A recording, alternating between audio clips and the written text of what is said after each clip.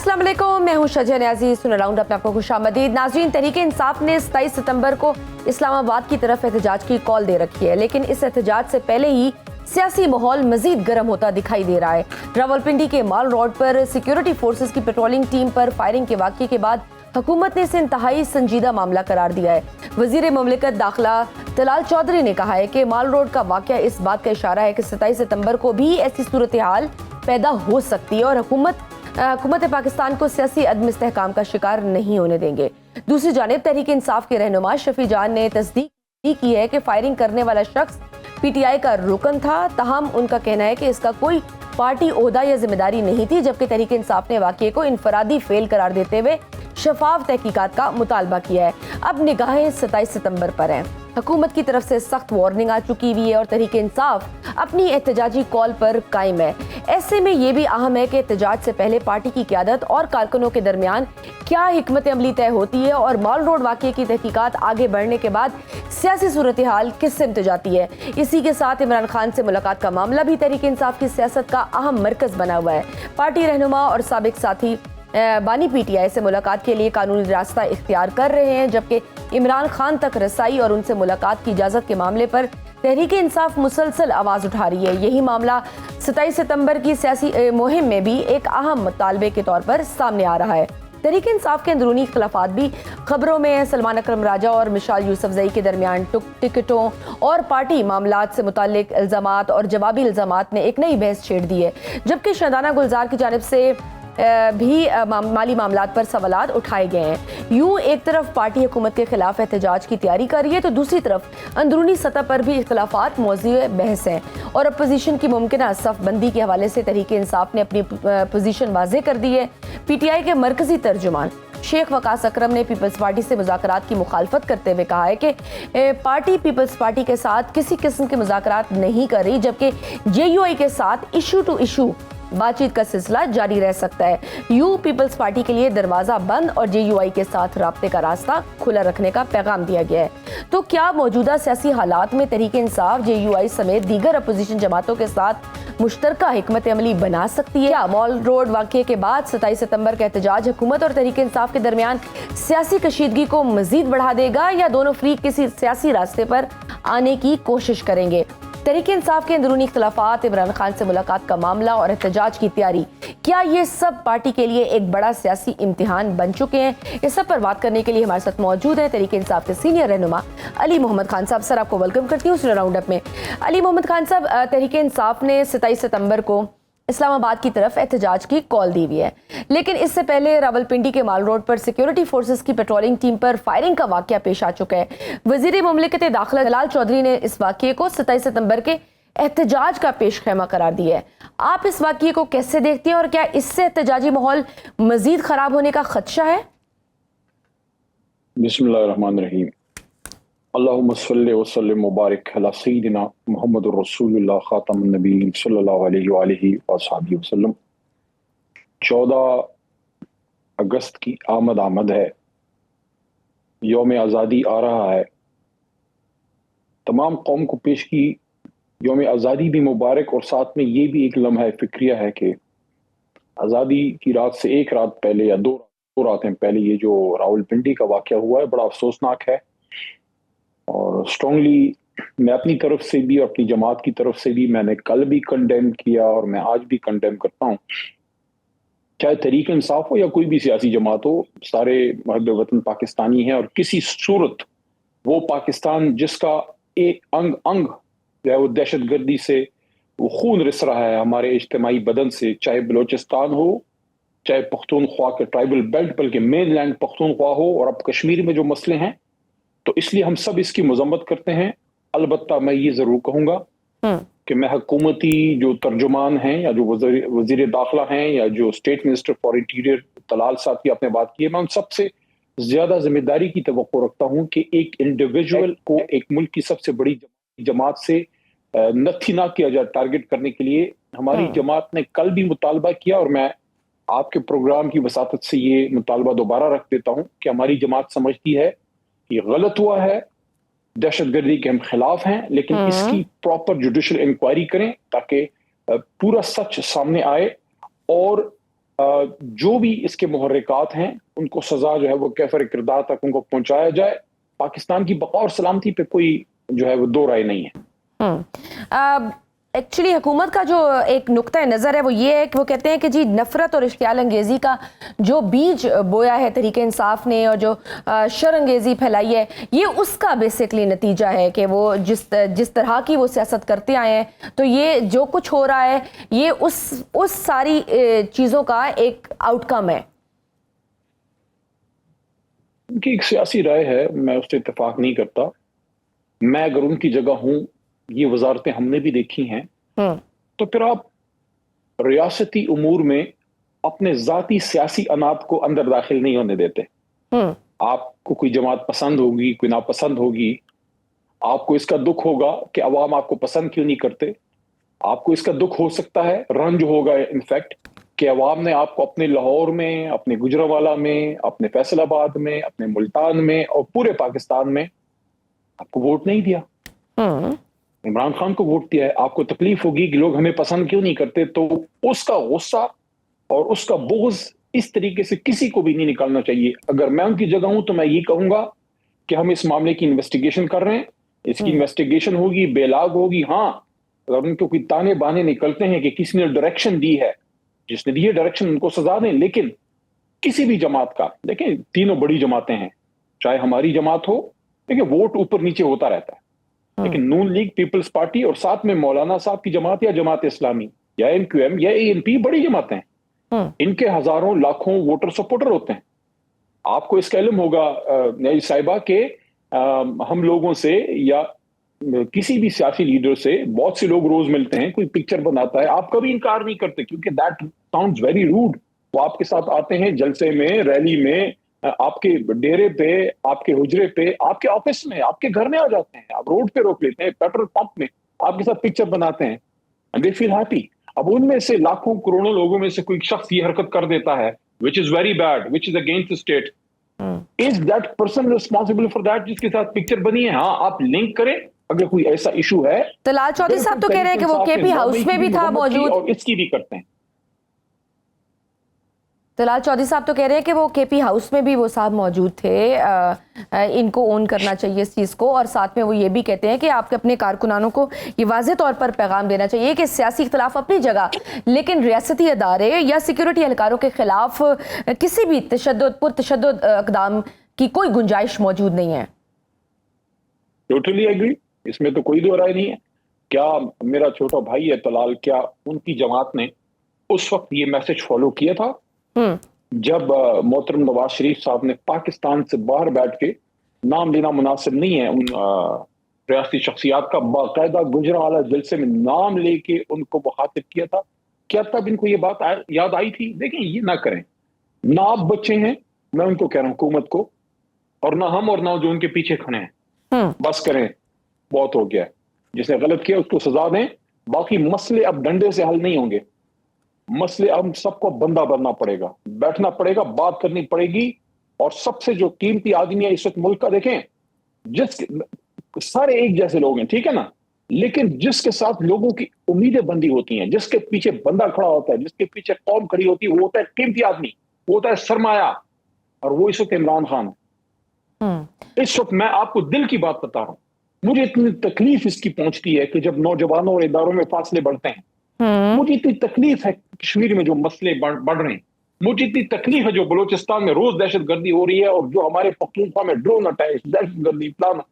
اس ساری چیزوں کے لیے تمام سیاسی جماعتوں کو سر جوڑ کے بیٹھنا ہے. اور you need Imran Khan for that. آپ کو قومی جماعت چاہیے, آپ کو قومی لیڈر چاہیے جو سب سے انگیج کرے. سیاست ہوتی رہے گی. آج یہ ہیں, کل ہم تھے. لیکن پھر سر یہی حکومت کہتی ہے نا کہ آپ لوگ ان کے ساتھ بیٹھنے کو تیار نہیں ہے. وہ کہتے ہیں کہ ہمیں تو یہ مانتے نہیں ہے, کہتے ہیں کہ جی آپ کا مینڈیٹ نہیں ہے, لیجیٹیمیٹ حکومت نہیں ہے, تو ہم کیسے بیٹھیں ان کے ساتھ. ایک منٹ جی, یہ ٹپیکل پروگرام بڑے ہوتے ہیں. آپ نے کہا نہیں تیار, علی محمد تیار ہے. سنیں میری بات پوری ہونے دیں. پچھلے دن میرے سے پوچھا گیا کہ کوئی گارنٹی وہ مانگتے ہیں, کوئی گارنٹی ہے کہ عمران خان صاحب سے ملاقات کی کوئی گارنٹی دیں کہ کوئی غلط بات نہیں ہوگی. میں کہتا میں اپنی زندگی کی گارنٹی دینے کے لیے تیار ہوں. اگر علی محمد کی زندگی ورتھ ہے, میں اپنی زندگی کی قیمت پہ عمران خان صاحب سے ملنے کے لیے تیار ہوں. ان سے میں بات کروں گا, اور میں سمجھتا ہوں وہ قومی لیڈر ہے, وہ ذاتی اناد میں نہیں جائے گا کیا اس بات کے لیے حکومت تیار ہے؟ مجھے دیں گے صرف پیسج. میں 3 بار کا MNA ہوں, الحمدللہ 3 بار اللہ نے مجھے ادھر پہنچایا ہے. وزارت میں رہا ہوں اور کوئی ایک بات آن ریکارڈ نہیں ہے کہ اسٹیٹ منسٹر ریاست کی کسی چیز میں ہم نے ڈیفنس میں کوئی کمی آنے دی ہو. مجھے دیں گے صرف پیسج اپنے لیڈر تک جانے کے لیے, میں کرتا ہوں بات. آگے آئے حکومتی کوئی نمائندہ ہے, کسی میں ہمت ہے, لیکن آپ کے پاس تو اختیار ہی نہیں ہے. آپ کے پاس تو اڈیالہ جیل کے تالے کی چابی ہی نہیں ہے. وہ جدھر ہے ان سے پوچھ لیں. علی محمد تیار ہے بات کرنے کی. ٹھیک, تو ابھی تو آپ نے 27 ستمبر کی سر تاریخ دے دی ہوئی ہے. حکومت کی طرف سے بھی واضح کر دیا گیا کہ پاکستان کو سیاسی عدم استحکام کا شکار نہیں ہونے دیں گے اور 27 ستمبر کے احتجاج سے سختی سے نپٹا جائے گا. کیا پی ٹی آئی اس بار اسلام آباد میں دھرنے یا احتجاج کو اپنے انجام تک پہنچانے کی کوئی ایسی مضبوط حکمت عملی رکھتی ہے جو پچھلے احتجاجوں سے مختلف ہو؟ مطلب آپ لوگوں نے پہلے بھی اتنے احتجاج کیے ہیں, how this would be different? میں عرض کرتا ہوں, تحریک انصاف نے ہمیشہ پیسفل ایکٹیویٹیز کی ہیں. پاکستان کی تاریخ کے سب سے بڑے جلسے میرے لیڈر عمران خان کے نام ہے. ہم نے بڑے بڑے مارچز کیے. میں خود خان صاحب کے شانہ بشانہ رہا, چاہے وہ 2014 کا دھرنا ہو, چاہے وہ 25 مئی 2022 کا پشاور والا لانگ مارچ ہو, یا وہ راولپنڈی والا لانگ مارچ جو لاہور سے چلا تھا, یا جون سا بھی مارچ ہو. یا آپ کو یاد ہوگا یا نہیں, 2012 میں ہم نے امن لانے کے لیے, 2012 میں ابھی ہم حکومت میں نہیں تھے, وزیرستان جس وقت دہشت گردی عروج پہ تھی, ہمیں ڈرایا جا رہا تھا, بتایا جا رہا تھا, بلکہ محترم مولانا فضل الرحمان صاحب کہہ رہے تھے نہ ہے وہ خود کش بمبار ہے. میں عمران خان کے ساتھ تھا اور ہم وزیرستان گئے اور ہم نے ٹانک میں جلسہ کیا اور امن کی پختائیں اڑائیں. اس جماعت پہ جب دہشت گردی عروج پہ تھی, جب لوگوں کے بدن کے چیتھڑے اڑ رہے تھے, پاکستان کا سب سے بڑا لیڈر ہم لوگوں کو ساتھ لے کے ہم کوئی 15-20 ہزار بندہ یہ میاں والی ایریا سے بلکسر انٹرچینج سے ہم گئے, ڈیر خان کو کراس کیا, رات ڈیر خان میں گزاری, اور اگلی صبح جو ہے ہم پھر دوپہر کے وقت وزیرستان میں انٹر ہوئے اور شام کو عصر کے وقت ہم نے پھر ٹانک میں جلسہ کیا. وہ جماعت جو امن کے لیے اپنی جان بازی کی بازی لگائی خان صاحب نے اور ہم سب نے, ان پہ یہ بات ہوتی ہے. میں ایگری کرتا ہوں, بالکل پاکستان کی سلامتی پر کوئی دو رائے نہیں ہونی چاہیے, کوئی اس پہ کمپرومائز نہیں ہونا چاہیے, لیکن وہ کہتے ہیں تالی 2 ہاتھ سے بچتی, صرف ہم سے نہیں ہوگا, ہم سب نے مل کے کرنا ہوگا. یہ کارنر کرنا, نشانہ بنانا, یہ ساری چیزیں چھوڑیں. آئیں, میں آپ کو کہتا ہوں, آپ مطلب آپ کی وساطت سے حکومت کو کہتا ہوں, آئیں بیٹھے بات کریں, مسئلہ حل ہو جائے گا. جہاں تک یہ مارچ کی بات ہے جو آپ نے اسپیسیفک پوچھا ہے, میں پہلے بھی یہ بات کرتا تھا, میں اب بھی کرتا ہوں کہ ہم پیسفل ہم بیٹھنا چاہتے تھے, ہمیں نہیں بیٹھنے دیا گیا. لوگ ڈی چوک میں پھر وہ جو ہمارے ساتھ ہوا, میں نے جماعت کو یہ تجویز دی تھی کہ اس بار بجائے کسی خاص جگہ مارچ کرنے کے, کیونکہ خان صاحب نے اسلام آباد پہ مارچ سے منع کیا تھا اس وقت جب ان سے رابطہ تھا, انہوں نے کہا تھا پورے ملک میں اسٹریٹ موومنٹ کرنے. تو میں نے جماعت کو مشورہ دیا تھا کہ دوبارہ 26 نومبر والا واقعہ سے بچنے کے لیے پورے ملک کے پریس کلب میں پرامن طور پہ نکلے. لیکن پارٹی نے اب یہ لیڈرشپ یہ فیصلہ کیا ہے, میں یہ ریکویسٹ کروں گا سب سے کہ پرامن طور پہ آنا ہمارا حق ہے. حکومت بھی اپنی طاقت کو احتیاط سے استعمال کرے, طاقت کا استعمال نہ کرے, اور ہمارے لوگ بھی پرامن رہیں. اور میں یہ ایک اور بات, سر اب تو وہ یہ کہہ رہے ہیں نا, وقت ہے ایک لائن اور, اور وہ یہ ہے کہ لوگوں نے تو بڑی تنقید کی, چھوٹے بھائی کی طرح عمر میں میرے سے کام ہے سہیل افریدی, لیکن انہوں نے, سہیل صاحب نے جو 27 کی ڈیٹ دی ہے, اس میں ہر کام میں اللہ کی حکمت ہوتی ہے. جو بیچ میں 1.5 مہینے کا وقت ہے, میں تیسرے چوتھے دن سے میں یہ چیخ رہا ہوں, میں یہ پیٹ رہا ہوں کہ اس ٹائم سے حکومت فائدہ لے اور ہم لوگ بھی فائدہ لیں. اچکزئی صاحب, ناصر عباس صاحب کو بھی حکومت کا جو آفر تھی شہباز صاحب کی, اس کو اوکے کرنا چاہیے, اور شہباز شریف صاحب کو اور اسپیکر صاحب کو رول ادا کرنا چاہیے کہ وزیر اعظم شہباز شریف صاحب اور ہماری قیادت ہیڈڈ بائی اچکزئی, کیونکہ وہ اچکزئی صاحب اپوزیشن لیڈر ہیں, پارلیمنٹ میں بیٹھے ہیں اور اس بیچ کے 1.5 مہینے سے فائدہ لے, گفتگو کریں. میں سمجھتا ہوں کہ جب اللہ تعالیٰ جو ہے نا, جب اللہ کو ماننے والے لوگ بیٹھتے ہیں تو اللہ اس میں برکت ڈالتا ہے. مجھے یقین ہے کہ 27 سے پہلے کوئی راستہ نکل آئے گا. خان صاحب تک میڈیکل سپورٹ بھی مل جائے گی, ڈاکٹر بھی چلے جائیں گے, اگر حکومت کی نیت نیک ہو, پانی بھی مل جائے گی. اور میں سمجھتا ہوں کہ وہ تو پہلے بھی آپ لوگوں نے کوشش کی نا سر, وہ تو پہلے بھی آپ لوگوں نے کوشش کی. آپ لوگ کہہ رہے ہیں کہ یہ حکومت جو ہے ان کے بس میں کچھ بھی نہیں ہے. یہ بات اہم ہے سر, آپ لوگ پختونخوا والی جو پریس کانفرنس ہماری تھی, آپ نے اس کو دیکھا ہوگا, سوری بس دیکھ لیں, اس میں سہیل صاحب نے اور ہمارے جنرل سیکرٹری راجہ صاحب نے اور میں وہاں موجود تھے. ہماری پریس ٹاک میں سہیل راجہ صاحب نے یہ بات کی, ان سے سوال ہوا اور انہوں نے یہ بات کی کہ یس جماعت اور فیملی دونوں اس بات پہ ایگری ہیں کہ حکومت جو گارنٹی مانگتی ہے دینے کے لیے تیار ہیں کہ خان صاحب سے لوگ ملیں گے، ڈاکٹرز یا فیملی یا لیڈرشپ یا وکلا، 12 کے کوئی پولیٹیکل بات نہیں ہوگی، یہ جماعت گارنٹی دیتی ہے، تو اب اس سے کوئی راستہ کھل سکتا ہے۔ ناظرین وقت چھوٹی سی بریک کا، دیکھتے رہیے Suno round up. Welcome back to Suno round up. Sir آپ لوگوں نے تو عمران خان صاحب کی رہائی کے لیے تحریک چلانی تھی نا، اس کے لیے تو پھر بڑے بڑے اعلانات بھی ہوئے، عمران خان کی رہائی کے لیے ایک فورس بھی بنائی گئی، لیکن وہ سارے دعوے دھرے کے دھرے رہ گئے، آپ لوگ اتنا بھی نہیں کر سکے کہ پریشر ڈیولپ کر سکیں موجودہ حکومت پر۔ بات اب رہائی سے رسائی تک پہنچ گئی ہوئی ہے سر، آپ کے خلاف بھی تو چارج شیٹ ہے، اور پھر ساتھ میں یہ کہنا کہ ہر چوک کو ڈی چوک بنا دیں گے، تو ڈی چوک آپ کو بھی پتا ہے اس کا کانٹیکسٹ نہ آپ کے لیے اتنا آسان ہے، آپ کے لیے بھی تکلیف دہ، اور حکومت بھی پھر اس کو لنکڈ اپ کرتی ہے کہ پھر کوئی انتشار پھیلانے یہ آ رہے ہیں۔ سب سے پہلے تو آپ ہمارے لیے اتنی فکر مند ہیں، میں آپ کا شکر گزار ہوں۔ دوسرا بڑا لمبا سوال آپ نے داغ دیا، اس پہ آپ نے ڈی چوک کی بات کی، ہر چوک ڈی چوک، اور دوسری آپ نے وہ سوال کیا جی ملاقات کے وجہ سے رہائی والا۔ ڈی چوک والی بات پہ پہلے آتے ہیں۔ ڈی چوک پاکستان کے پارلیمنٹ ہاؤس کے سامنے ایک زبردست جگہ ہے، یہ پاکستانی نوجوان اور یوتھ کے لیے ایک زبردست اپرچونٹی ہونی چاہیے۔ کوئی بھی پاکستانی ناراض ہو اپنی قیادت کے پاس آئے، ان کے سامنے بیٹھے بات کرے کہ بھئی ہمیں یہ مسئلہ ہے، اور حکومت بھی انشور کرے چاہے ہماری ہو یا کسی اور کی کہ میرا پاکستانی آیا ہے، میرا بچہ میرے بچی آئی ہے، میرے بزرگ آئے ہیں، ان کو کوئی ایشو ہے، نرسز ہیں، ڈاکٹرز ہیں، ٹیچرز ہیں، سیاسی لوگ ہیں، مذہبی لوگ ہیں، آؤ ان سے بیٹھ کے بات کرو۔ میرا طریقہ کیا تھا، خان صاحب نے میری رسپانسبلٹی ڈالی ہوئی تھی، میں پارلیمنٹری افیئرز تھا، کبھی میرے ساتھ شیخ رشید صاحب ہوتے تھے، کبھی محترم پرویز خٹک صاحب ہوتے تھے، اور کبھی قادری صاحب بھی، مذہبی لوگ آتے تھے، ٹیچرز، نرسز، ڈاکٹر جو بھی آتے تھے، ہم ان سے ملتے تھے، میں ان کو کیبنٹ ڈویژن لے کے جاتا تھا، ان کو چائے پلاتے تھے، 3-4 گھنٹے بیٹھتے تھے، ان کے مذاکرات جو ان کو پوائنٹس لیتے تھے، کچھ اپروو ہو جاتے تھے اسی وقت، کچھ خان صاحب کے پاس لے جاتے تھے، پیسفلی وہ ڈسپورس ہو جاتا تھا۔ اب کیا ہو گیا، اب کیوں نہیں ہو سکتا؟ تو میں سمجھتا ہوں کہ ان چیزوں کو پیسفلی ایمیکیبلی حل کریں، کشمیر کو بھی کریں، وہاں خان صاحب سے فائدہ نہیں، وہ خان صاحب پہ یقین کرتے ہیں۔ یہ جو ڈی چوک والی بات ہے نا، ہر چوک ڈی چوک، میں پورے پاکستانیوں کو کہتا ہوں میری بات چلائیے گا۔ 14 اگست کی رات تمام پاکستان کی آزادی منائیں، آزادی کے دن، آزادی کی رات کوئی احتجاج نہیں ہوتا۔ ہاں ایک کام کریں، ہم ایک سیاسی تحریک سے بنا ہوا ملک ہے، کوئی ڈکٹیٹرشپ سے نہیں بنا۔ ہر جماعت کا بندہ ہاتھ میں پاکستان کا جھنڈا، اور آپ کا جو بھی جھنڈا ہے، پی ٹی آئی ہے، نون ہے، جو بھی، اپنا اپنا جھنڈا بھی ساتھ لیں، پاکستان کا جھنڈا یہ والا ہونا چاہیے ساتھ میں، اور پاکستان زندہ باد ریلیز نکالیں، پورے پاکستان میں نکالیں۔ تو اگر تحریک انصاف کے والے سے بات ہے، میں تحریک انصاف کے ہر کارکن کو، علی محمد عمران خان کا ایک پرانا ساتھی ہے، ورکر، آپ کو یہ کہتا ہے آپ 14 اگست کی رات نکلیں، پاکستان کا جھنڈا ہاتھ میں ہو، تحریک انصاف کا جھنڈا ہاتھ میں ہو، اور ایک نعرہ ہو پاکستان زندہ باد، نکلیں، بالکل منائیں۔ جہاں تک رسائی اور دوائی کی آپ کی بات ہے سر، وہ یہ ڈی چوک کی میں نے بات اسی لیے کی کیونکہ پی ٹی آئی کی اپنی تاریخ جو ہے ڈی چوک کے حوالے سے بڑی تکلیف دہ ہے، تو میں یہی کہہ رہی ہوں کہ آر یو گائز ریڈی دوبارہ سے اگر اس طرح کی کوئی سچویشن ڈیولپ ہوتی ہے، کیونکہ حکومت تو کہہ رہی ہے کہ ہم تو بڑے سختی سے نپٹیں گے۔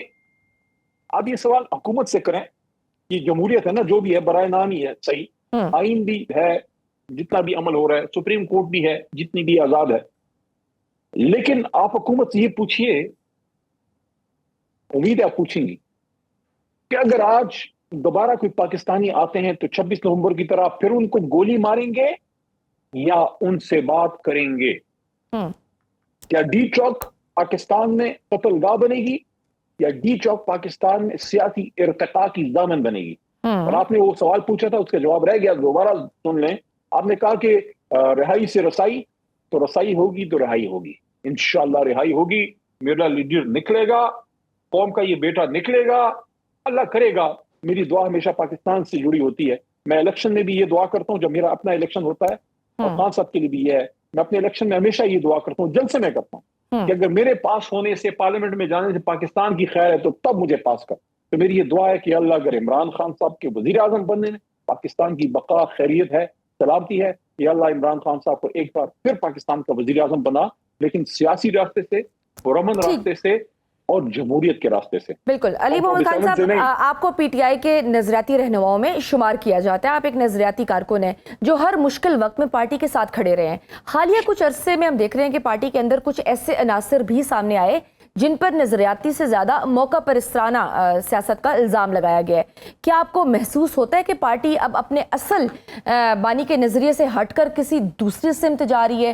دوسرا، ایک پارٹی میں جو گروپ بندیاں ہیں، جس طرح کہ اب ہم دیکھ رہے ہیں، اب ایک دو دن سے خبروں میں ہیں جو اختلافات جو کہ پارٹی کے اندر طے ہونے چاہیے تھے، گھر کی بات تھی، گھر کے اندر طے ہونی چاہیے تھی، اب وہ ٹی وی سکرینز پہ ڈسکس ہو رہی ہیں۔ ڈونٹ یو تھنک کہ یہ کتنا ڈیمیجنگ ہے ایک پارٹی کے لیے، اسپیشلی اس وقت؟ this is a weak point. یہ مطلب انسان کو سب سے زیادہ تکلیف یا نقصان مخالف نہیں پہنچاتا، اندر انسان کی بے اتفاقی جو ہے وہ نقصان پہنچاتی ہے۔ ہماری اسلام کی تاریخ بھی اس سے بھری پڑی ہے۔ تو میں یہی کہہ سکتا ہوں اپنے سیاسی رفقا سے کہ آپ میں سے شاید میں عمر میں کچھ سے کم ہوں گا، لیکن پارٹی میں وقت کے حساب سے شاید آپ میں سے کچھ سے میں زیادہ ہوں۔ میں سمجھتا ہوں سیاست میں مسائل آتے ہیں، کامیاب اور اچھے لوگ یہ ہیں، وہ ہوتے ہیں جو اپنی جماعت میں بھی اور ملکی معاملات میں بھی، سب چیز کبھی بھی آپ کی مرضی کے مطابق نہیں ہوتی، لیکن کامیاب لوگ وہ ہیں جو مسئلے کو حل کریں بجائے اس کے کہ مسئلے سے بڑا مسئلہ بنائیں۔ اور اس وقت دیکھیے، اگر آپ کا کوئی گھر کا بڑا بیمار ہو یا مسئلے میں ہو یا اس کو کوئی تکلیف ہو یا وہ کوئی بھی ایشو ہو جائے تو آپ پھر اکٹھے ہوتے ہیں، آپ آپس کی لڑائی بھول کے اپنے بزرگ کے لیے، اپنے گھر کے لیے، اپنے کاروبار کے لیے، جو بھی آپ کا مسئلہ ہوتا ہے اس پہ فوکس کرتے ہیں۔ تو اس وقت ملک کا سب سے بڑا مسئلہ کیا ہے؟ آپ بھی ٹریول کرتی ہوں گی، آپ ظاہر جرنلسٹ ہیں، آپ کا بھی ایک نقطہ نظر ہوگا، لیکن لوگوں کو آپ نے دیکھا ہوگا، یقین جانیے، not because I'm PTI، just as a Pakistani میں آپ کو کہہ رہا ہوں کہ کسی بھی پیٹرول پمپ میں چلے جائیں، کسی اتوار بازار میں چلی جائیں، کسی بازار میں چلی جائیں، ہسپتال میں، کسی بھی جگہ، روڈ پہ، کسی پکنک اسپاٹ پہ، کہیں بھی آپ چلی جائیں، ایک ہی سوال ہوتا ہے، عمران خان کو کب چھوڑ رہے ہیں؟ عمران خان کو کب چھوڑ رہے ہیں؟ چھوڑ دیں اس آدمی کو یار، اس ملک کا ایک ہیرو ہے، اس کو بھی آنے دے سیاست میں دوبارہ۔ میں سمجھتا ہوں اس سے پاکستان کی بہتری ہوگی اور یہ انتہا پسندی کم ہوگی۔ اور میں سمجھتا ہوں کہ عمران خان، نواز شریف، آصف زرداری، یہ تینوں بڑے بڑے عہدوں پہ رہے ہیں، ان کو بیٹھنا ان کی چاہیے، ذمہ داری بنتی ہے کہ ان کو ایک اپرچونٹی یہ نظام دے۔ اس پہ میں اس پوائنٹ کو روکتا ہوں۔ یہ جو نظام ہے، سیاست کے ساتھ بھی ایک نظام ہے نا، زیادہ میں ڈیٹیل میں نہیں جاتا ہوں، اس نظام کی ایک ذمہ داری ہے۔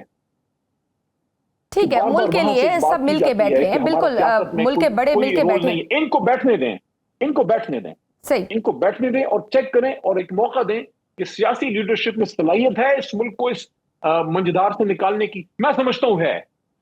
بٹ ڈونٹ یو تھنک سر کہ جس طرح سے آپ کہہ رہے ہیں کہ ہر جگہ آپ جاتے ہیں تو ہر بندہ یہی پوچھتا ہے کہ عمران خان صاحب کب رہا ہوں گے، تو ڈونٹ یو تھنک کہ یہ پارٹی کی بھی نااہلی اور ناکامی ہے کہ وہ کوئی حکومت پہ کوئی پریشر ڈیولپ نہیں کر سکے؟ اب تک کوئی ایسی تحریک اتنی ایفیکٹو نہیں کر سکے کہ وہ پریشر میں آئے اور وہ آپ کی ملاقات ہی کرا دے، رہائی تو دور کی بات۔ نہیں، اس کو آپ نے بہت ہی سویپنگ سٹیٹمنٹ میری بہن دے دی ہے، لیکن کسی حد تک آپ کی بات سے میں ایگری کرتا ہوں۔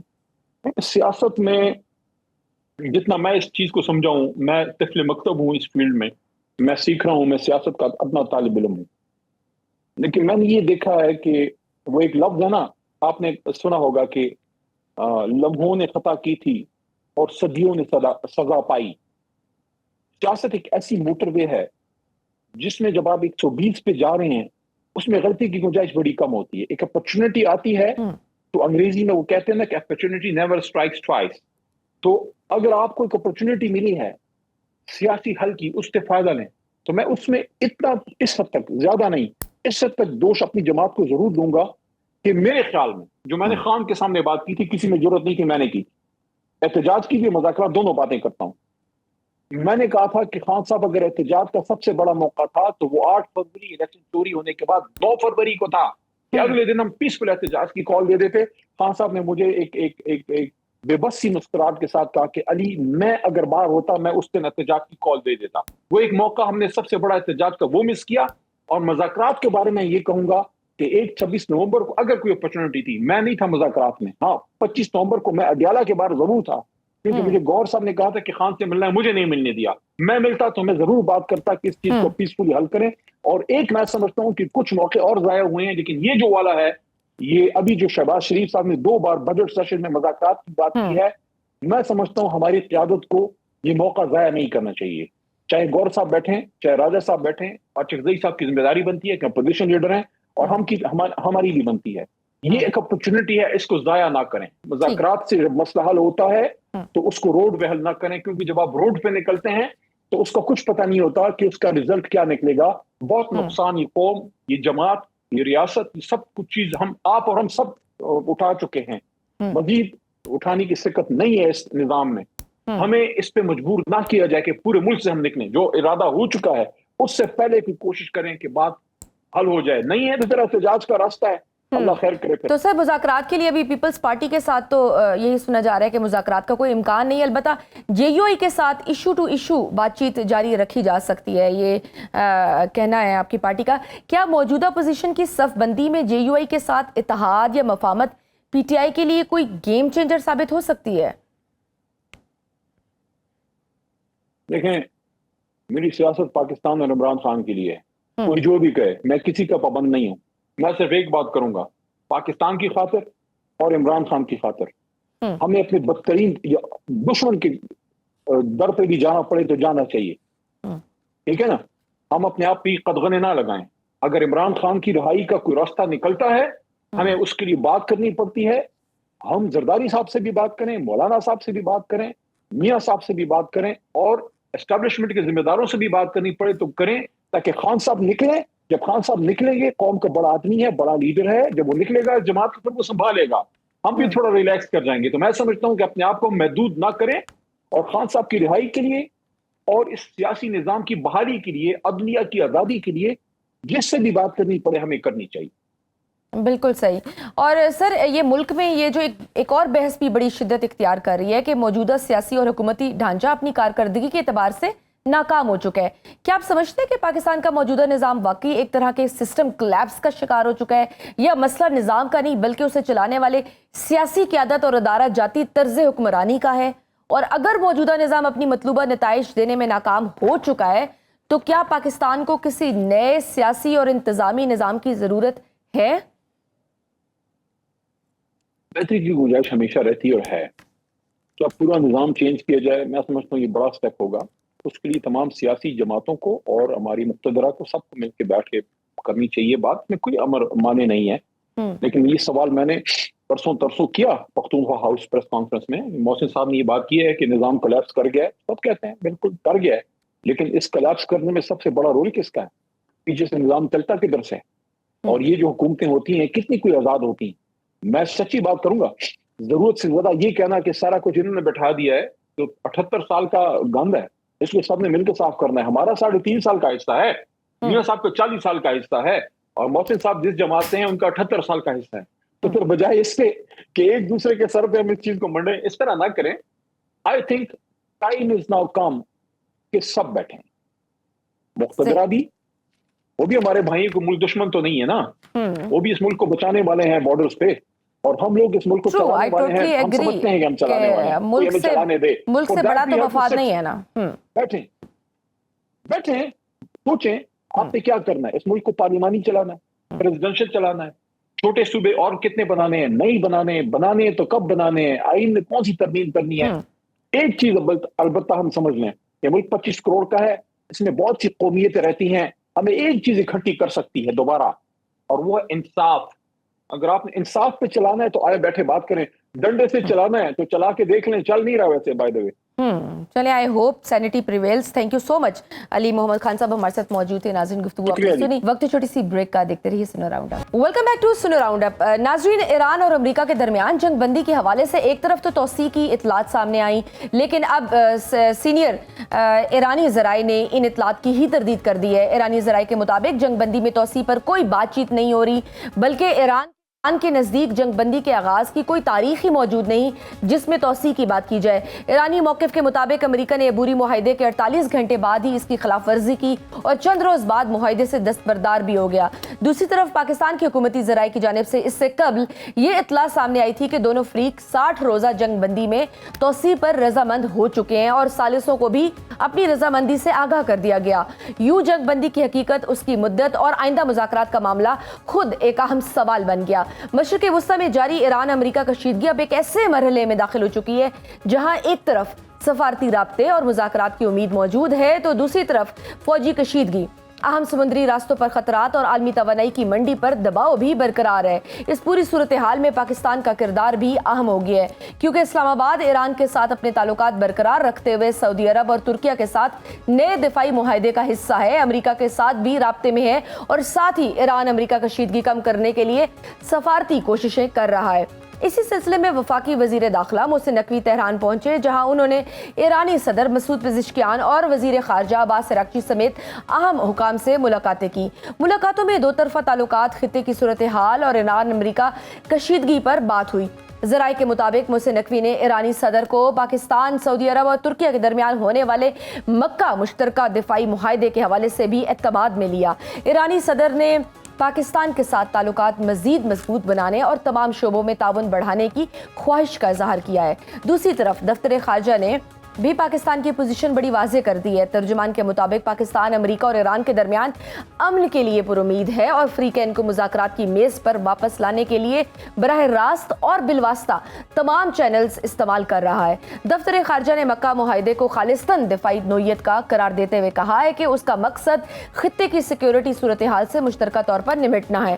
ترجمان نے معاہدے کے حوالے سے ریاستی اداروں میں اختلافات کی اطلاعات کی تردید کی اور کہا کہ معاہدہ اوپن ہے، تاہم نئے ممالک کی شمولیت کے بارے میں فی الحال کچھ نہیں کہا جا سکتا۔ لیکن اسی دوران ابنائے ہرمز کی صورتحال بدستور کشیدہ ہے۔ ایران کی جانب سے ابنائے ہرمز کو کھولنے کے حوالے سے اپنی شرائط برقرار رکھنے کی بات کی جا رہی ہے، جبکہ امریکی صدر ڈونلڈ ٹرمپ نے دعویٰ کیا ہے کہ ابنائے ہرمز پر امریکہ کا مکمل کنٹرول ہے۔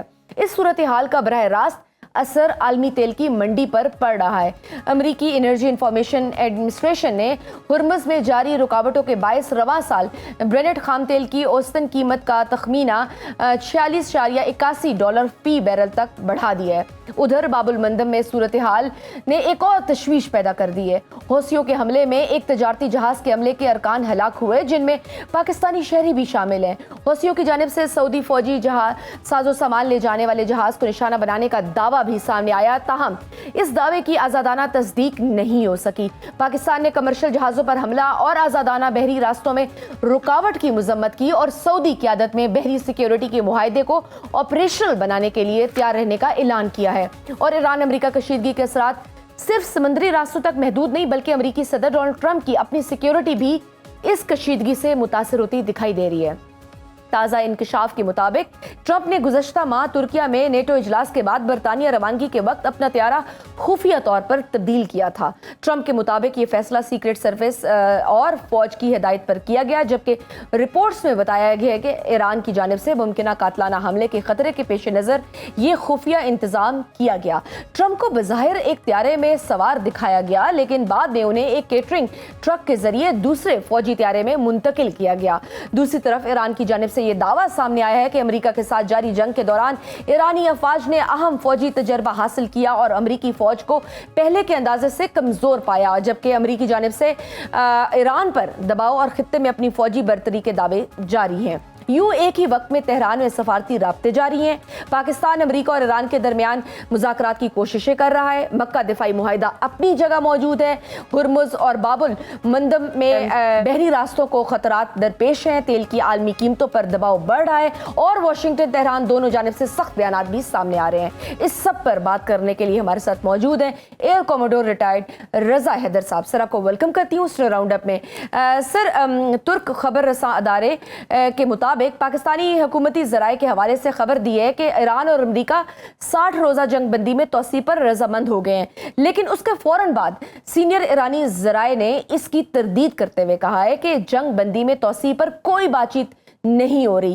اس متضاد صورتحال کو آپ کس نظر سے دیکھتے ہیں؟ کیا یہ سفارتی رابطوں میں کسی پیش رفت کی علامت ہے یا ابھی جنگ بندی کو مستحکم سمجھنا قبل از وقت ہوگا؟ مس شجیہ، سب سے پہلے تو بہت شکریہ پروگرام میں دعوت دینے کا، اور آپ نے بہت خوبصورت پریمبل دیا ہے جس میں آلموسٹ جو کرنٹ سچویشن ہے ساری کور کر دیا۔ سوال آپ کا ہے کہ کیا جو 60 ڈیز کی ایکسٹینشن ہے یہ ایک پیش رفت ہے یا نہیں؟ میں اس کو بہت اسٹرانگ پیش رفت سمجھتا ہوں ڈپلومیٹک اینڈ کی، اور خاص طور پہ پاکستان کے رول کی۔ لیکن پاکستان کا رول اب میڈیشن سے فیسیلیٹیٹر سے بڑھ کر ریجنل پلیئر ہو چکا ہے آفٹر دا مکہ ایگریمنٹ۔ اور میرے انالیسز میں this is the right time for the negotiations.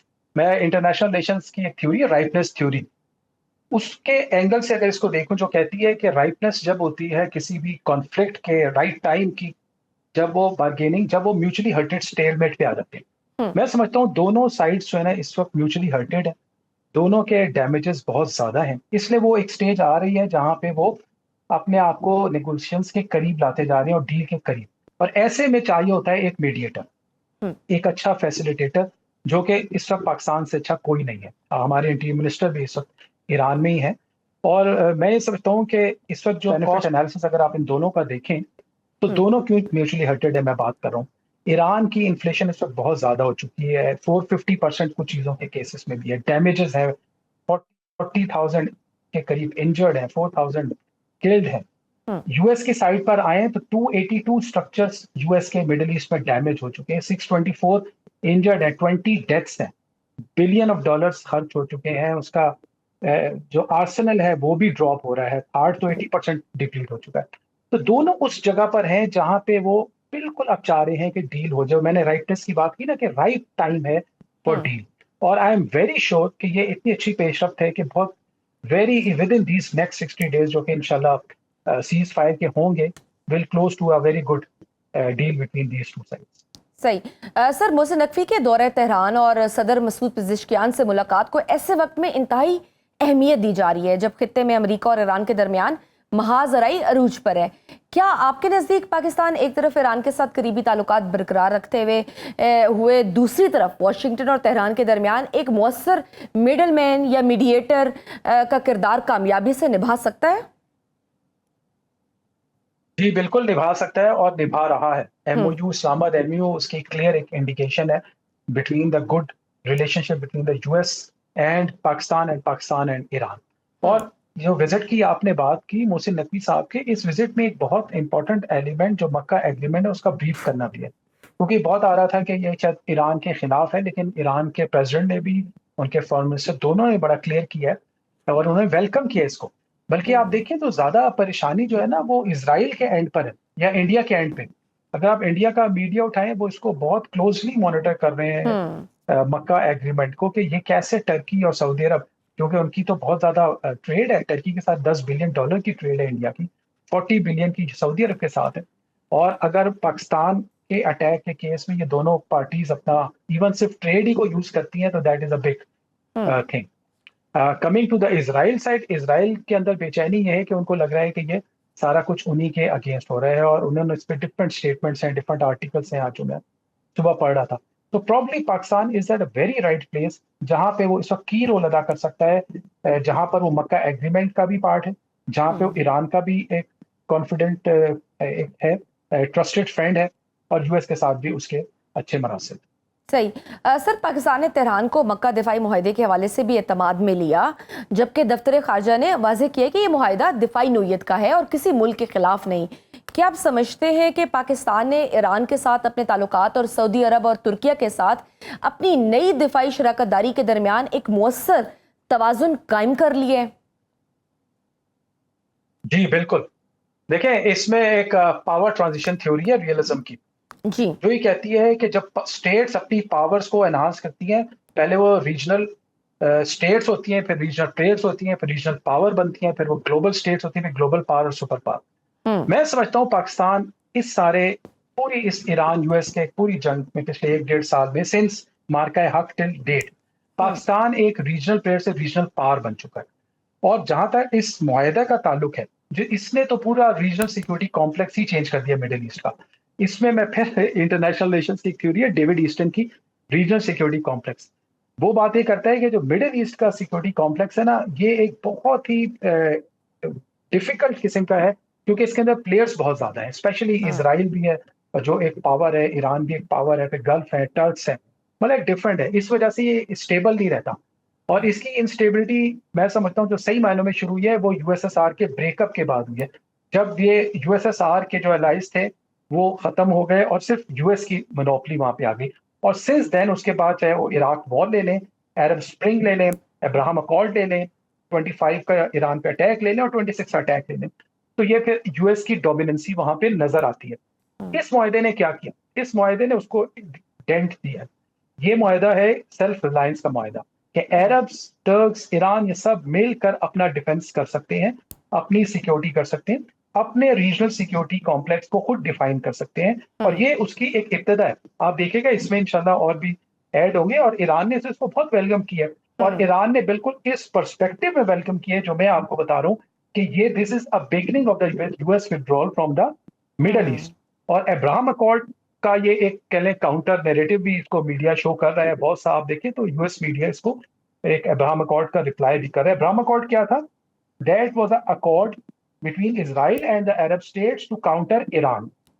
ٹھیک ہے، لیکن اب انہیں پتا چل گیا کہ ہسٹوریکلی تو ایران نے کبھی آج تک پچھلے 100 سال میں ایران نے کسی عرب اسٹیٹ پہ اٹیک نہیں کیا. تو اگر کسی پہ اٹیک ہی نہیں کیا تو پھر وہ تھریٹ کیسے ہو سکتا ہے؟ اٹیک تو ہمیشہ اسرائیل کرتا ہے. تو پھر اس کا مطلب یہ ہوا کہ ابراہم اکارڈ تو ایک فیلڈ قسم کی نیگوشیشن تھی.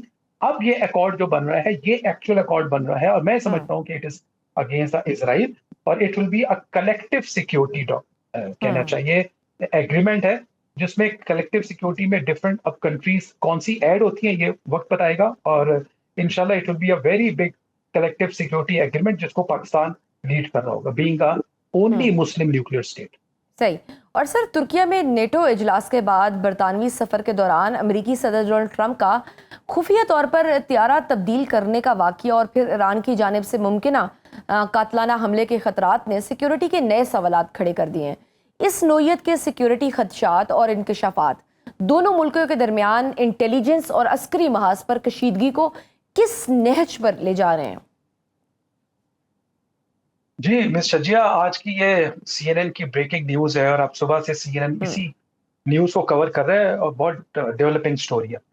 دیکھیں، آئی ایم شیور ناظرین کو پتہ ہی ہوگا، لیکن just to have a recap کہ جب 8 جولائی 2026 کو نیٹو ٹرکی سے میٹنگ سے ٹرکی سے ٹرمپ واپس جا رہے تھے تو انہوں نے اپنا جہاز سوئچ کیا، اور وہ جو ایئر فورس 1 ہے اس کے بجائے ایک اور جہاز ہے C-32، اس میں واپس گئے اور سوئچ کیا تھرو اے کنٹینر جس کا باقی لوگوں کو نہیں پتا جو آن بورڈ تھے، اور انہوں نے اسی میں ہی ایئر فورس 1 میں ٹریول کیا. اور ریزن یہ کہتے ہیں کہ ایک تھریٹ تھی کہ اس پہ کوئی میزائل فائر ہو سکتا ہے، اور انہوں نے سوئچ کر کے دوسرے جہاز پہ کیا. اب کوشچن اس پہ 2 آ رہے ہیں. کوشچن یہ آ رہے ہیں کہ اگر یہ معلوم تھا جہاز سوئچ کرنا ہے یا اس میں تھریٹ ہے تو پھر باقی لوگوں کو انکلوڈنگ مارکو روبیو تو اس میں کیوں الاؤ کیا گیا ٹریول کرنے کا، کیونکہ ان کی جان بھی اتنی ضروری ہے. دوسرا میں اس کو اور اینگل سے دیکھ رہا ہوں، لیڈرشپ اینگل سے. آپ دیکھیں ایران میں امام خمینی کو یہ معلوم تھا کہ میں ہٹ لسٹ پہ ہوں، ٹارگٹ ہوں، لیکن انہوں نے بنکر میں جانے سے انکار کیا.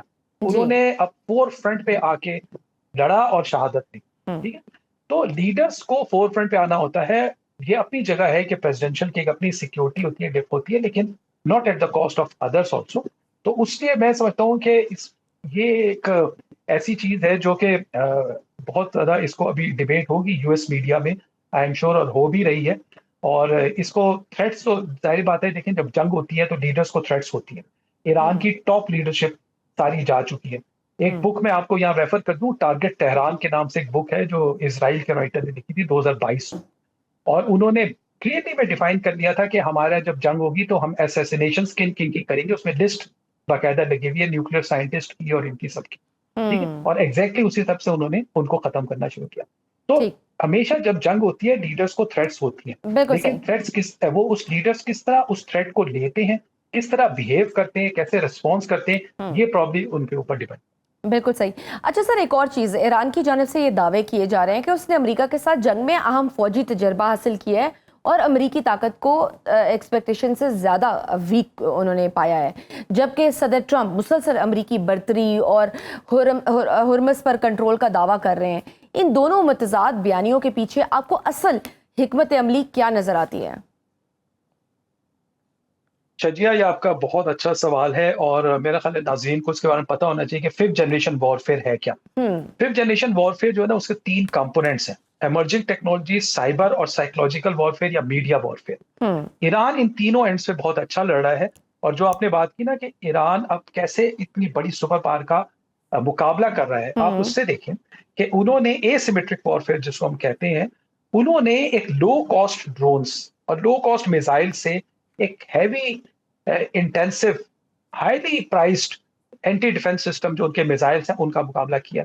وہ ان کا ایک ڈرون جو کہ ہارڈلی $15,000 سے $20,000 کا ہوتا ہے, وہاں پہ اس کا انٹرسپٹر $1 to $2 million کا ہوتا ہے. اس سے ان کے آرسنلس بھی ویک ہو رہے ہیں.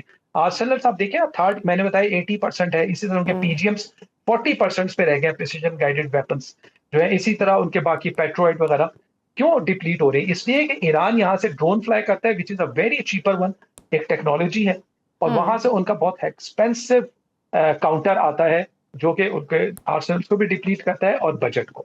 جہاں تک ہرمز کی آپ نے بات کی, دیکھیں ہرمز اس ساری جنگ سے پہلے تھا ہی نہیں.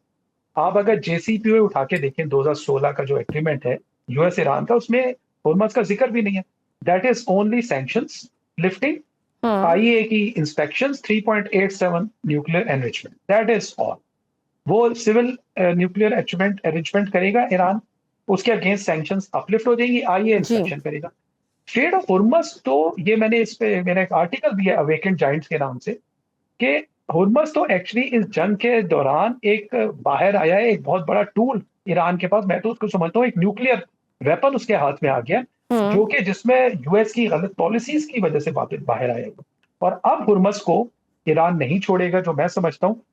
آپ کی ناظرین کے نالج کے لیے میں بتا دوں ایک ہسٹوریکل فیکٹ, کہ 1500 میں 1500 AD میں پورچوگیز نے ہرمز جو آئی لینڈ ہے اس کے اوپر اٹیک کر کے قبضہ کر لیا تھا, پرشین سے لے لیا تھا, کیونکہ وہاں سے ان کے شپس جاتے تھے, اس کے لیے انہوں نے اس پہ قبضہ کر لیا تھا. 1608 108 سال کے بعد پرشین امپائر نے اس کو واپس لیا تھا جنگ کے. 108 سال لگے ان کو اس کو واپس لینے میں ہرمز میں. تو کیسے وہ چھوڑ دیں گے اپنے اس اتنے بڑے ایسٹ کو؟ وہ ان کی جیوگرافی کا پارٹ ہے.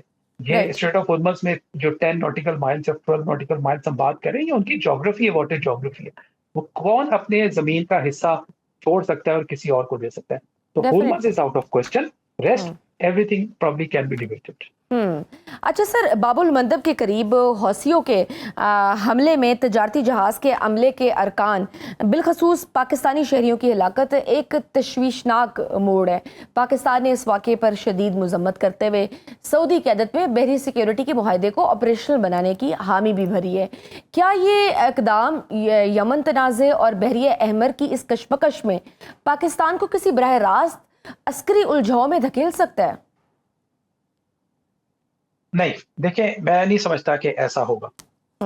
ریزن بینگ کہ دیکھیں ہم اس ایون ایگریمنٹ کو بھی آپ نے ریفر کیا, اور ہم اس کو آج کل بہت ریلیٹ کر رہے ہیں نیٹو کے آرٹیکل 5 سے. آرٹیکل 5 جو نیٹو کا ہے وہ بھی کہتا ہے کہ اف ڈیمڈ پاسبل, ٹھیک ہے, اف ریکوائرڈ, اس طرح کی لینگویج ہے اس کی. ابھی میں نہیں سمجھتا کہ اف ڈیمڈ پاسبل سچویشن ہے. پاکستان اس کو بہت اچھا دوسرے طریقوں سے بھی ہینڈل کر سکتا ہے. اس وار میں پاکستان کبھی بھی انٹر نہیں ہونا چاہے گا. مندب کی وار میں بات کر رہا ہوں. پاکستان ایک بہت اچھا نیگوشیٹر, فیسیلیٹیٹر کی ریجنل پلیئر کے طور پہ اوور ہے اس پوری جنگ میں, جیسے میں نے آپ سے بات کی. اور اس نے ایران اور یو ایس کی اگر میڈیشن اور نیگوشیشنز کرا دی ہیں, تو why not between the Houthis and the Saudi Arab. تو پرابلی میں یہ سمجھتا ہوں, میرا انالیسس ہے, مے بی رانگ, کہ پاکستان اسی نیگوشیشنز کے فیز سے اس کو ریزالو کرے گا. جہاں تک مندب کی آپ نے بات کی, میں ایک آپ کو بہت امپورٹنٹ اس میں فیکٹ بتا دوں کہ مندب سے صرف آئل نہیں گزرتا ہرمز کی طرح. ہرمز سے تو آئل ہے نا, 20 to 30% آئل گزرتا ہے. مندب سے 10 to 12% آئل گزرتا ہے, لیکن جو میجر مندب کی ٹریفک ہے وہ انٹرنیٹ کی ٹریفک ہے. اس کے نیچے سے سب میرین کیبلز ہیں. Around 20% of the world sub marine cable, خاص طور پہ جو یورپ سے آ رہی ہیں ایشیا کی طرف, وہ مندب سے گزرتی ہیں. And that is a very important کی پوائنٹ, کہ مندب کی جنگ کو کوئی بھی افورڈ نہیں کر سکتا, کیونکہ ڈیٹا وہاں سے ٹرانسفر ہو رہا ہے, انکلوڈنگ چائنا کا جو BRI میریٹائم سلک روڈ ہے وہ وہاں سے جا رہی ہے. جبوتی اس کے دوسری طرف اینڈ پر ہے. جبوتی میں چائنا کے بیس بھی ہیں, یو ایس کے بیسز بھی ہیں, وہاں فرانس کے بھی ہیں. مطلب یہ تو ایک فلیش پوائنٹ ہے مندب. تو مندب کو کبھی بھی ہاٹ ایریا نہیں بنایا جائے گا because of all these aspect جو میں نے آپ کو بتایا. بالکل صحیح. بہت شکریہ. ایئر کوموڈور ریٹائرڈ رضا احمد صاحب موجود تھے. ناظرین, گفتگو آپ نے سنی. آج کے پروگرام میں بس اتنا ہی. اجازت دیجیے, اللہ حافظ.